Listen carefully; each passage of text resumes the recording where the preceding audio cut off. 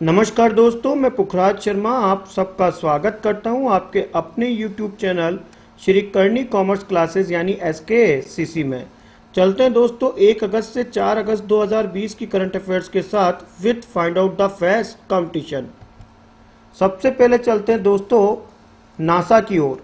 America की space agency ने 45 साल में पहली बार नासा का स्प्लैश डाउन हुआ है और मैक्सिको की खाड़ी में उतरा है स्पेसएक्स ड्रैगन कैप्सूल और दोनों अंतरिक्ष यात्री बॉब वैकन और डाउ हर्ले ड्रैगन कैप्सूल के साथ वापस धरती पर सुरक्षित लौट आए हैं। दोस्तों अमेरिका की स्पेस एजेंसी नासा के 2 अंतरिक्ष यात्री निजी कंपनी स्पेसएक्स के ड्रैगन नाम के कैप्सूल में सवार होकर अंतरिक्ष में समुद्र में उतरे और 45 साल में ऐसा पहली बार हुआ है जब नासा का कोई अंतरिक्ष यात्री समुद्र में उतरा है। 31 मई को ड्रैगन ने 2 अंतरिक्ष यात्रियों को लेकर अंतर्राष्ट्रीय स्पेस स्टेशन के लिए उड़ान भरी थी। तो दोस्तों यहाँ इम्पोर्टेंट है डॉग हार्ले और बॉब वैंकन और साथ में गल्फ ऑफ मैक्सिको और स्पेस एक्स का आपका कैप्सूल का नाम जो पूछा जा सकता है ड्रैगन कैप्सूल। दोस्तों यह नासा को जानना जरूरी है जो अमेरिका की स्पेस एजेंसी है, बिल्कुल वैसे ही जैसे भारत की इसरो है।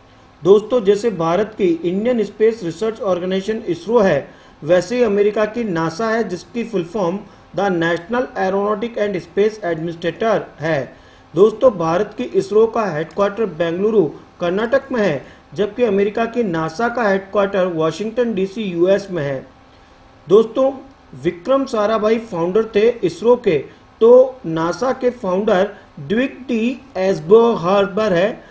हमारे इसरो की स्थापना 15 अगस्त 1969 में हुई जबकि अमेरिका के नासा की स्थापना 1 अक्टूबर 1958 में हुई। दोस्तों वर्तमान में के सिवान हमारे इसरो के हेड है जबकि नासा के एडमिनिस्ट्रेटिव हेड में जेम्स फेडरिक ब्रेडेस्टन आते हैं जो कि स्क्रीन में नजर आ रहे हैं। चलते हैं दोस्तों इससे आगे और मैं आपको लेकर चलता हूं बैंकिंग एंड फाइनेंस की तरफ। बैंकिंग एंड फाइनेंस की तरफ से 3 से 7 अगस्त तक ये मौका आया है इन्वेस्टर के हाथ में। सरकार ने शुरू किए सॉवरेन गोल्ड बॉन्ड की 5वीं series. Reserve bank of India ने वित्त वर्ष 2020 और 21 के लिए 5वीं बार सॉवरेन गोल्ड बॉन्ड जारी किए हैं। 5वीं सीरीज के लिए यहाँ जो ये सब्सक्राइबर के लिए जो प्लान है वो 3 से 7 अगस्त के मध्य खुला रहेगा। दोस्तों इस बार गवर्नमेंट ने जो कीमत रखी है वो प्रति ग्राम सोने की कीमत 5,334 रुपये रखी है। दोस्तों बैंक की तरफ से जो बयान जारी किया गया है उसके अनुसार बॉन्ड के लिए ऑनलाइन भुगतान करने वालों को 50 रुपये प्रति ग्राम की छूट मिलेगी। तो इस प्रकार से जो गोल्ड बॉन्ड का मूल्य होगा वो 5,284 रुपये प्रति ग्राम हो जाएगा। केंद्र सरकार ने अप्रैल में घोषणा की थी कि वह 20 सितंबर तक 6 इंस्टॉलमेंट में गोल्ड बॉन्ड जारी करेगी। रिजर्व बैंक ऑफ इंडिया और भारत सरकार की ओर से सॉवरेन गोल्ड बॉन्ड जारी करता है। दोस्तों सॉवरेन गोल्ड बॉन्ड की ये 5वीं है और इसका रेट 5334 आपसे पूछा जा सकता है। दोस्तों ये सीरीज 1, सीरीज 2, सीरीज 3 और सीरीज 4 जो सॉवरेन गोल्ड बॉन्ड है इसका मैंने ट्रेंड्स की डेट भी बता रखी है, यानी जून 3 से 7, जुलाई 8 से 12, अगस्त 5 से 9 और सितंबर 9 से 13। यानी सोने पे सुहागा की ये स्कीम है जिसमें इन्वेस्टर इन्वेस्टमेंट कर सकता है और इसकी कीमत पे ध्यान देना प्रति ग्राम 5,334। चलते हैं दोस्तों इससे आगे और मैं आपको लेके चलता हूँ गुआना। जी हाँ, गुआना के अंदर नए प्रेसिडेंट के रूप में इरफान अली को चुना गया है। दोस्तों गुआना जिसको officially cooperative Republic of Guana के नाम से जानते हैं और जिसकी राजधानी जॉर्ज टाउन है और जहां पे गुआनीज डॉलर GYD नाम की करेंसी चलती है, तो वर्तमान में उसके इरफान अली नए प्रेसिडेंट चुने गए हैं। चलते हैं दोस्तों बैंकिंग एंड फाइनेंस की तरफ और लेके चलता हूं प्रधानमंत्री जनधन योजना की तरफ जिसे हम PMJDY के नाम से जानते हैं और जिसका स्लोगन मेरा खाता भाग्य विधाता है।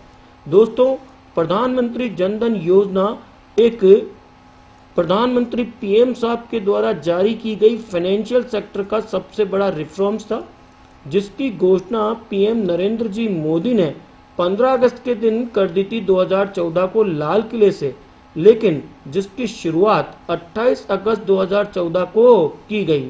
दोस्तों, अब इस खातों में 40 करोड़ खाते खोल दिए गए हैं। तो प्रधानमंत्री जनधन योजना, जिसे हम PMJDY कहते हैं, इसमें 40 करोड़ से अधिक खाते खोले जा चुके हैं। योजना की शुरुआत 2014 में हुई थी और वर्तमान में 40.05 करोड़ लोगों तक यह फाइनेंशियल स्कीम बेनिफिट पहुंचा रही है। दोस्तों, इस स्कीम के तहत जिसमें ज़्यादा खाते खुले हैं उसकी कुछ वजह है, नए फीचर्स है।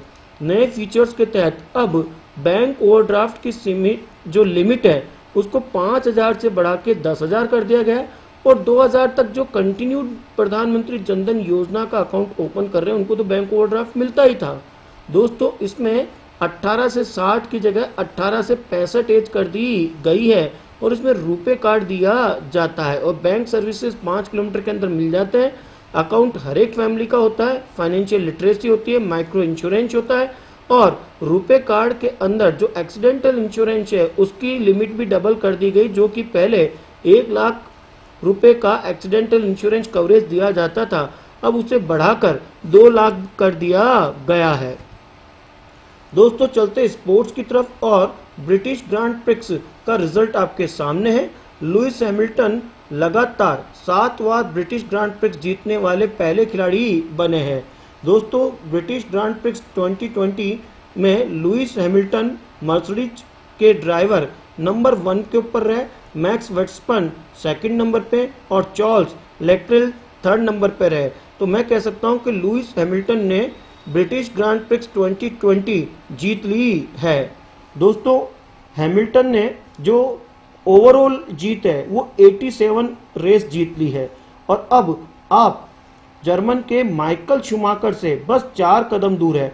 सर्वाधिक फार्मूला 1 रेस जीतने वालों में माइकल शूमाकर, जो कि जर्मनी के थे दोस्तों, उन्होंने टोटल 91 रेस जीती है और अब 87 जीत के साथ हैमिल्टन दूसरे स्थान के ऊपर है, जो कि इंग्लैंड से बिलोंग करते हैं और 83 जीत के साथ जर्मनी के सेबेस्टियन वेटेल तीसरे स्थान पर है।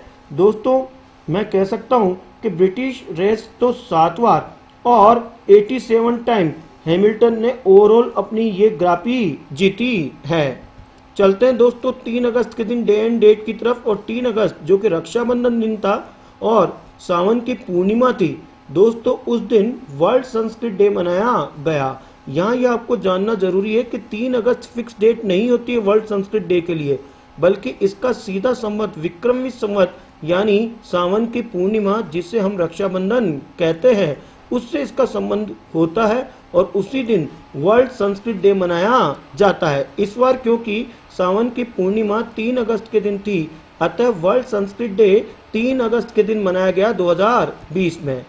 दोस्तों, भारतीय जनता पार्टी सरकार ने 1 अगस्त 2020 के दिन first Muslim women right day observe किया गया, यानी 1 अगस्त के दिन प्रथम मुस्लिम वुमेन राइट डे मनाया गया। चलते हैं दोस्तों रिप की तरफ और मैं आपको लेके चलता हूं farmer Samajwadi party leader and Rajya Sabha के member of parliament Amar Singh की तरफ। जी हां, अमर सिंह का अब देहांत हो चुका है। आपकी 64 साल की उम्र में सिंगापुर में किडनी फेलियर के चक्कर में मृत्यु हो गई। दोस्तों, अमर सिंह राज्यसभा से मेंबर ऑफ पार्लियामेंट रह चुके थे। राज्यसभा के बारे में जानते हैं दोस्तों, जिसे हम अपर हाउस कहते हैं, जो कभी भंग नहीं होती और जहां पे चेयरमैन के रूप में वाइस प्रेसिडेंट वेंकैया नायडू इसके हेड है और लीडर ऑफ द हाउस के रूप में थावरचंद गहलोत 11 जून 2019 से है और लीडर ऑफ द अपोजिशन में कांग्रेस के गुलाम नबी आजाद 8 जून 2014 से leader of the opposition Rajya Sabha है। दोस्तों, राज्यसभा का सिंबल एम्बलम ऑफ इंडिया होता है। चलते हैं दोस्तों बुक एंड ऑथर की तरफ और ऑस्कर विनिंग एक्टर मैथ्यू मैकनोली ने आखिरकार अपनी डेब्यू बुक लॉन्च कर दी, जिसका नाम ग्रीन लाइट रखा गया है। तो ग्रीन लाइट मिल चुकी है मैथ्यू मैकनोली को। चलते हैं दोस्तों find out the facts competition की तरफ। जैसा कि आप सबको पता है कि इस बार आईपीएल का 13वां संस्करण भारत से बाहर गल्फ कंट्री में आयोजित किया जाएगा। दोस्तों मेरा प्रश्न आपसे यही है, 19 सितंबर 2020 से जो 13वां संस्करण इंडियन प्रीमियर लीग का भारत से बाहर किसी गल्फ कंट्री में खेला जाएगा उसका क्या नाम है। और दोस्तों इसके साथ मैं आपको एक हिंट भी दे सकता हूं कि वह गल्फ कंट्री पहली गल्फ कंट्री बनी है जो कि अभी हाल ही के अंदर परमाणु संपन्न देश बनना है। वही गल्फ कंट्री जो कि इस बार 19 सितंबर से 13वें आईपीएल का संस्करण करवाएगा। दोस्तों आपको ये भी बताना है कि बीसीसीआई के नए जो सामने स्क्रीन के ऊपर नजर आ रहे हैं सौरभ गांगुली, ये बीसीसीआई में किस पोस्ट के ऊपर है और सौरभ गांगुली को किस नाम से जाना जाता है। दोस्तों इसी के साथ पुखराज शर्मा को इजाजत दीजिएगा। जय हिंद, जय भारत दोस्तों।